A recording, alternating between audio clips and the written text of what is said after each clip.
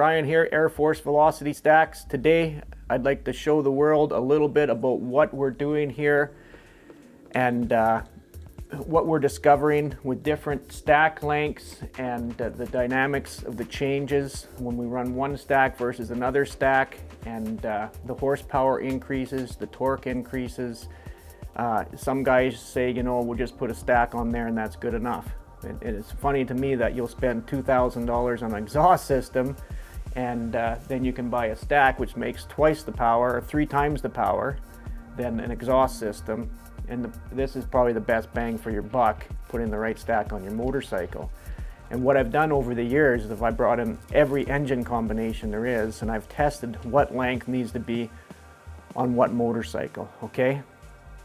And it seems that if it's a 550, it needs to be this length. If it's a 520, it needs to be this length. If it's a 490, it needs to be this length. If it's a 450, it needs to be this length. And 500 needs to be this length. So I've already figured that out for everybody. And we're just gonna show you a little bit of what happens. We're gonna do dyno runs back to back. We'll be shutting the camera off, obviously, because there's a lot of messing around when we change the stacks, but you'll get the gist of what we're trying to show you here, and one stack versus another. Okay, so the first stack I think we're gonna test today is the traditional snow bike intake. I have not even dynoed this in about a year or so. Haven't been interested in it, but you know, it's probably the best bang for your buck. If you're gonna buy this stack and you want to shed snow and have something that kind of vibrates around in there, I think that has 2 outerwears that sit on this stack, and a lot of guys use this for shedding snow. It does do the job. It's not the worst thing in the world. It does work. I just think that the Air Force stack makes a little bit more power. It also sheds the snow. Okay, so what we're going to do is we're going to put this on the bike, do a dyno run. You can watch it. We're not going to edit what is actually happening with the dyno. We have not tuned this motorcycle, so it's going to be lean, fat, who knows. But we're just going to put it on, and then we'll do a couple other stacks, different lengths, and we'll see what the results are. The torque curves will be different, and the horsepower numbers will be different, I'm hoping. Okay, so Derek is installing the traditional snow bike intake.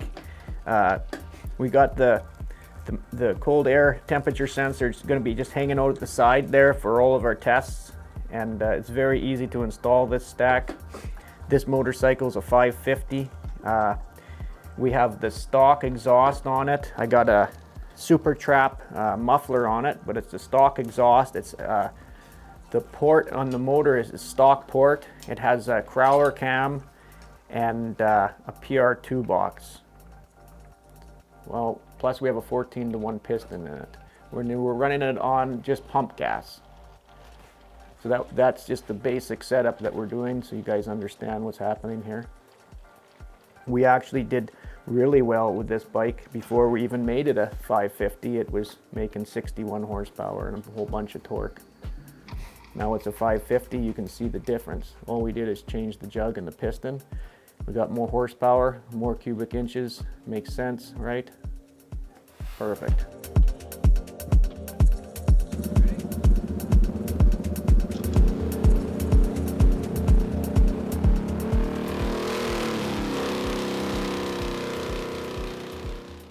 Perfect. Well, we can talk about this then.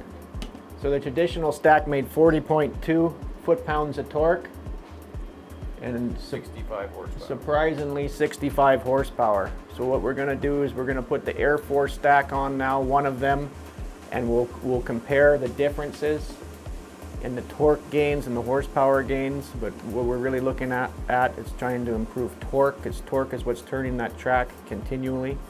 And I think everybody also would like to know what throttle body we have on the bike. We have a 450 KTM throttle body, which they call as a 44. I believe it's a 46 and it's neck down to a 44.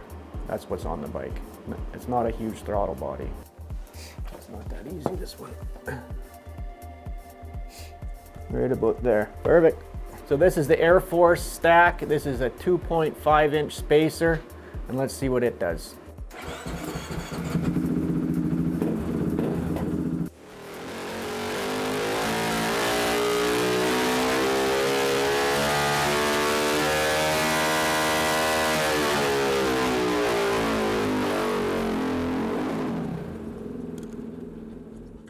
Okay, we have not changed the PR2 box settings. We haven't done anything but except swap the stacks, okay?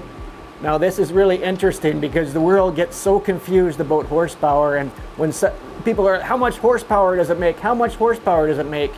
I don't even know how to answer those questions because the traditional stack made basically the same horsepower. We made a little bit more horsepower, okay?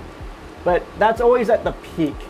So to me, that's a really loaded question, how much horsepower? So now if you take a look at what actually happened, the dynamics of this whole graph is like from the bottom to the top, the AIRFORCE stack makes more horsepower and a lot more. I don't know about between there, but that looking like 4 or 5 horsepower right in between there. Okay, from the bottom to the top. And the torque curve is unbelievable how much more torque this stack makes all the way to 8,300 RPM. That's what you're paying for. That's where you ride. You're rolling on the throttle, off the throttle, riding through the trees. That's what you get. And we can adjust these stacks until we get these stupid peak horsepower numbers, I mean, if you want. But nobody rides up there, and we don't tune our bikes like that. We don't even make cams that work like that. We just make these steady, long horsepower gains all the way through the power curve till high RPM. And you can change that. If you think you ride 9,000 plus, you can just put a different cam in it. But for us that ride every day, that's not the case. And I just wanted to show the world that basically same horsepower number, but all the way to the top, more horsepower and torque. The other thing we wanted to point out here is that you can see that the stack is putting more air in just from the AFR gauge. I mean, the AIRFORCE stack, the motor is lean. So if we gave that more fuel, we haven't not tuned this, but if we gave this more fuel, it would make more power, right? It's super lean, and you can see that the original snow bike intake, the traditional one, it's fatter. That's what that black line is, the 2 lines, right? So you can see the stack is putting more air in the engine. Now I'm gonna really confuse you guys with flow bench testing. This is gonna make you think, man, we know nothing about intakes and pulse waves and what actually we are doing here. I'm telling you, I'm showing you the results. Now I'm gonna confuse you at the flow bench. Okay, what I wanted to show everybody, a couple of things here. Even though this stack flows more air, it makes less power. Now, people think, well, let's just put as much air into the engine as possible. That's actually not how it works. There's pulse waves, there's stacking air, there's all sorts of things. You change the throttle body size, you change the cam, you change the port job. There's different results and everything. Okay, so this stack flows a lot more air than the longer stack. I'm gonna show you, but it makes less power. We got 367 CFM, okay? Now we'll put on the longer stack.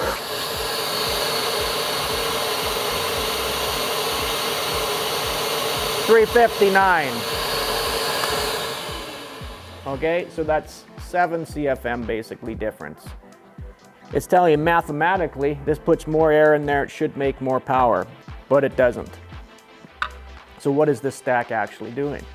Okay, so the air is coming in this stack, it's stacking the air, it's building up, yes, boost, it's building up throttle body pressure, and it's building pressure in the cylinder head. When the valves open, we got probably about a half a pound of PSI in there. What happens is when the air is in motion, it stays in motion. When the valve closes, but the air that's in motion is compressing the air.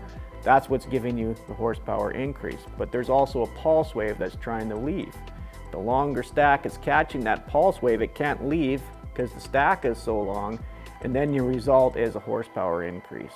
But there's many ways of doing this, and the tricky thing is every engine wants a different stack length. And so now we got the 550s figured out, and the 520s. It was interesting, we had a 520 come in the other day, and the KTM stack that I thought was gonna rule the universe doesn't work that good on the KTM 450. Very upset about that, okay? The guys in the field say it works great, but our dyno says it doesn't.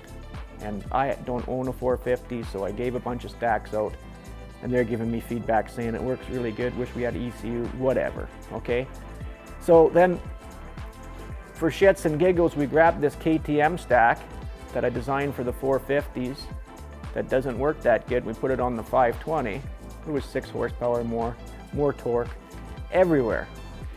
So that just goes to show you that it seems to me that the CCs match up with the stack and the stack length. And I've tried everything to change that, and I can't even change this a ½ inch or a ¼ inch for a 450. It doesn't work. No matter what the guy's port is, what exhaust system is, that's the length. All right. Done all this work, nothing's changed. I keep going back trying to discover something new. I'm finding nothing, and I got a whole bunch of new ideas for the following years. We're going to try to build some newer stacks, different ideas, maybe stacks that build more throttle body pressure. But as of now, this is what we got, and they're working great, and they're making lots of power. So we just ran the short stack, all right, to do a comparison so everybody can see that stack length does matter, and it's just not an intake. Because I hear that a lot, this intake, it doesn't matter, we'll just put it on. But look at the power you're giving up, right? I do all this research for all the snow biker guys out there on every motorcycle, on the Yamahas, Hondas, everything. We do it here, then we sell you the product, and then you're gonna get the gains right here. You're just throwing that away, right? And this is all basic. The boxes haven't been tuned. We didn't go crazy tuning the ECU yet, but we're gonna do that and get 70 out of this thing right away. But that's Jeff at PR2 tuned that one. Kevin tunes them. There's your increases. Stack length does matter. Stack quality matters. There you go.